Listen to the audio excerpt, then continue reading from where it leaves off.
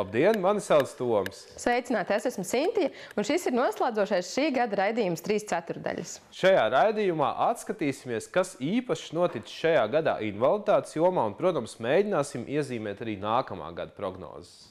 Šogad šis jau ir 32. raidījums televīzijas ekrānos, tādēļ sakrājies ir ļoti daudz stāstāmā.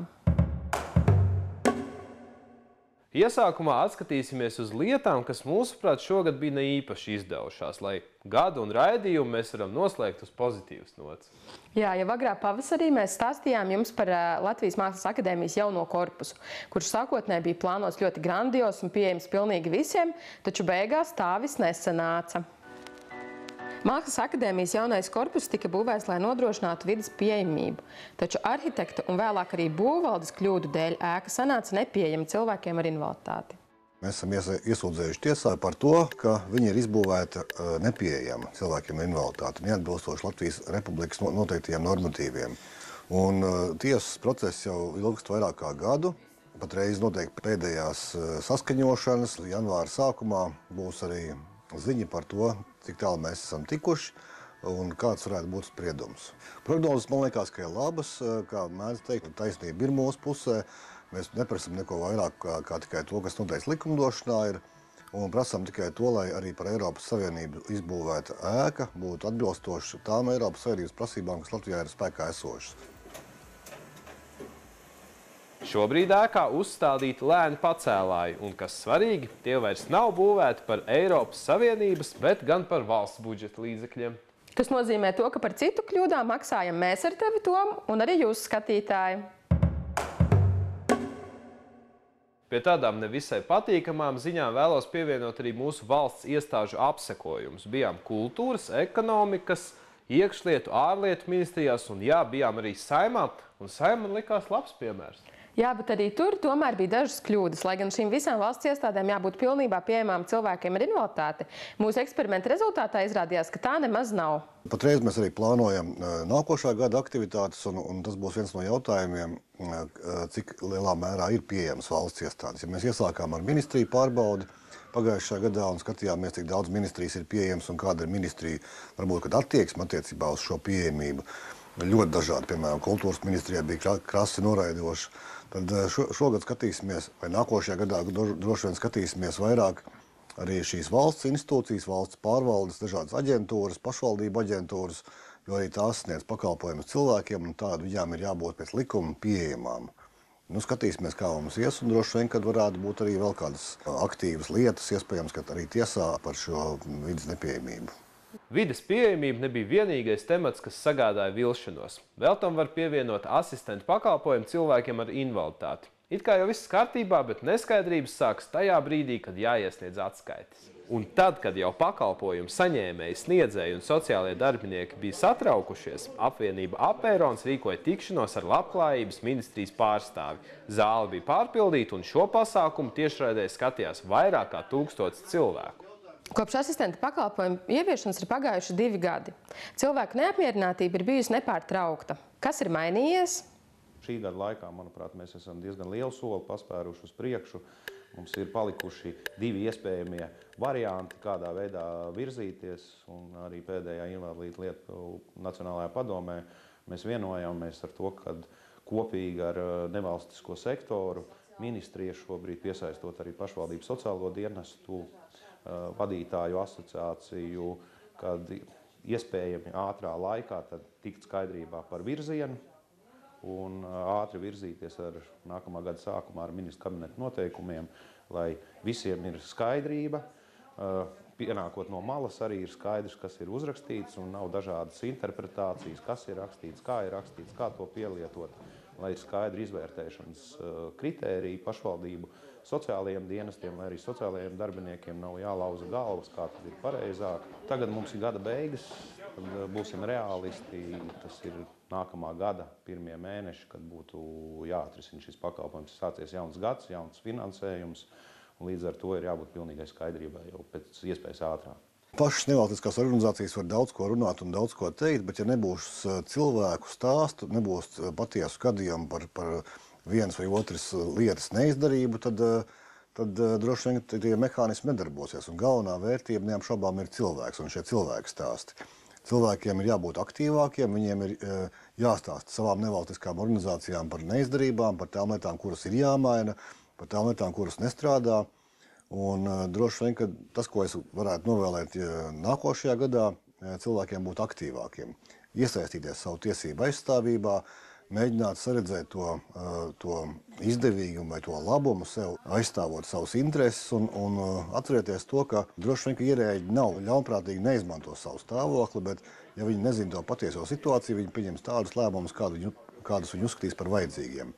Tātad pagaidām nekādu izmaiņu nav, turpinām gaidīt. Skaidrojām arī to, ka pēc asistenti par savu padarīto darbu samaksu saņem tikai pēc 2 mēnešiem. Labklājības ministrijā uz šo jautājumu atbildēja, ka tur neko nevarot mainīt. Cerams, ka pakalpojumu pastāvēšanas 3. gadā beidzot notiks izmaiņas. Un tagad es piedāvāju pievērsties patīkamākām lietām. Šajā gadā uz Latviju atceļoja vairākas paralimpiskā sporta godalgas, un mēs iepazinām jaunus un foršus palīglīdzekļus. Man atkal no pozitīviem lietām vairāk palicis atmiņā ir Gatis Caunītis, kurš ieguva autovadītāja apliecību. Gatis ir pirmais cilvēks visā Baltijā, kas ieguva vadītāja apliecību, un viņš vada auto tikai ar kājām. Es braucu ar viņu mašīnā, un jāsaka, nemaz nebija tik bailīgi, kā man likās sākumā. Vispār šajā gadā ļoti daudz sanāca runāt par auto. Runājām par autostāvvietas izmantošanas kartēm un meklējām Latvijā pieejamos un pasaulē jaunākos auto pielāgošanas risinājumus. Jā, bet es neteiktu, ka to vajag pieminēt pie pozitīvās sadaļas. Iespēja vesela jūra. Pamatā visam, protams, liels, milzīgas skumja. Tur redzi, ka cilvēki, kas ir vērsti uz kaut kādu risinājumu, atrod risinājumus, atrod variantus, piedāvājumus, cilvēku priecīgi, cilvēku laimīgi. Patīk pārsteidzam arī tas, ka cilvēki atļaujas kaut ko domāt nevis tikai par šo izdzīvošanas minimumu principu, kas mums Latvijā ir raksturīgs, jā, bet cilvēkam mēģina dot iespēju krietni pacelties pāri problēmām. Līdz ar to iegūst visu sabiedrību. Jā, tev laikam taisnība, bet zini, pagājušajā gadā notika vēl viena laba lieta. Tika radīta aplikācija Mapērons. Tie, kas nezina, tad šī ir mobilā aplikācija, kurā apkopotas vietas, kuras ir pieejamas gan cilvēkiem ar invaliditāti, gan arī vecākiem ar bērnu ratiņiem. Šī gada laikā nevien tika izveidota aplikācija, bet arī apsekojām vairāk kā 22 000 objektu visā Latvijā. Un no šiem 22 000 aplikācijā iekļauti nedaudz vairāk kā 1100 objekti. Tas ir viens no lielākajiem darbiem, ko mēs esam paveikuši, kas nav tāds ikdienas darbs, bet kas ir tāds, kas drusku virs līmenī darbojās. Cilvēkiem ir kaut kur jāiziet, kaut kur jāizbrauc ir, un ja nav informācijas par to, kas ir pieejams vai Jelgavā, Valmierā, Daugavpilī, Rezeknē, Liepājā, Ventspilī, tad droši vien, kad cilvēki izvēlās neiet nekur.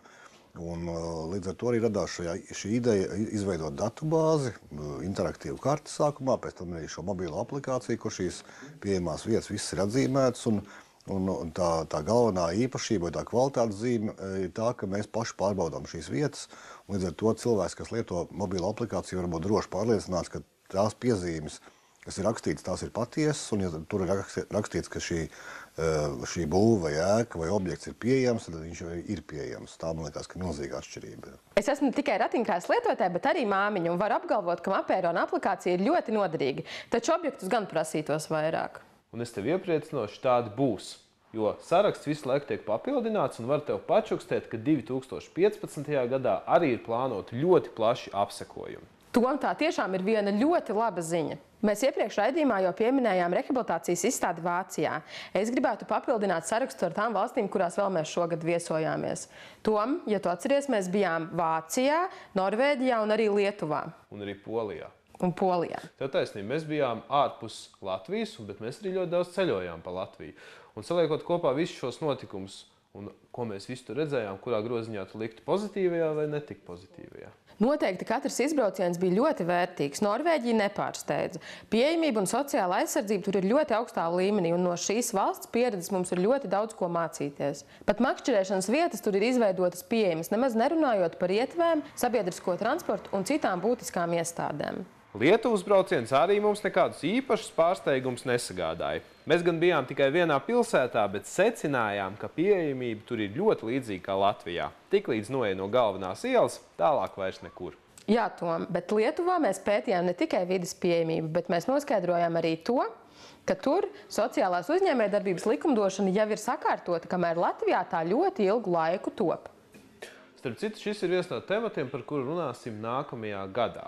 Jo no 2015. gada jau bija jābūt izstrādātiem kaut kādiem ministra kabineta noteikumiem par sociālo uzņēmējdarbību, taču līdz šim nekas par to nav dzirdēts. Protams, šobrīd mēs varam tikai minēt, kāds būs 2015. gads, taču viena lieta ir skaidra. Nākamajā gadā nevalstiskās organizācijas pievērsīs īpašu uzmanību valsts pārvalžu pieejamībai. Jā, valsts iestādēm jābūt noteikti pieejamām.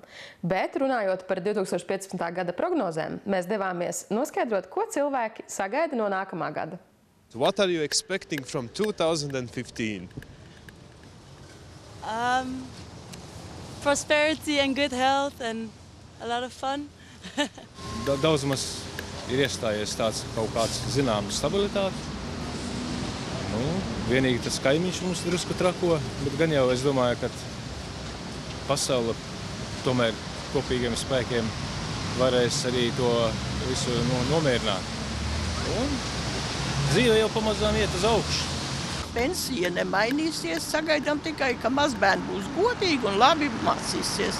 Nākošais gads atnesīs atkal veselu kaudzi ar problēmām vai neskaidrībām attiecībā par invaliditātes noteikšanas sistēmas maiņu, jo tā atkal ir vesela reforma, kas Latvijā ir ilgusi vairākus gadus, un nākošajā gadā vai 2015. gadā viņai jāstājās spēkā ir.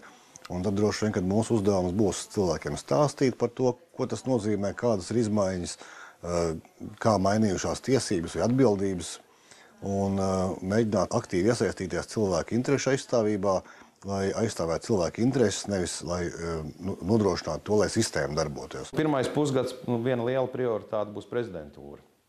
Ar visiem maniem minētajiem jau pasākumiem, invalīdu lielajai konferencei, ko mēs arī minējam, kur mēs piesaistīsim daudz arī nevalstiskās organizācijas ar saviem viedokļiem.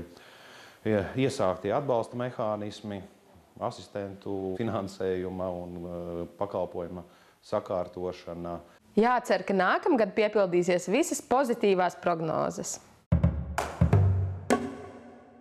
Es personīgi amatpersonu prognozes vairāk uztveru kā solījumus. To mēs redzēsim pēc gada, kuras lietas ir sanākušas un kuras nav sanākušas. Un tās, kuras nebūs sanākušas, jautāsim viņiem, kāpēc tā.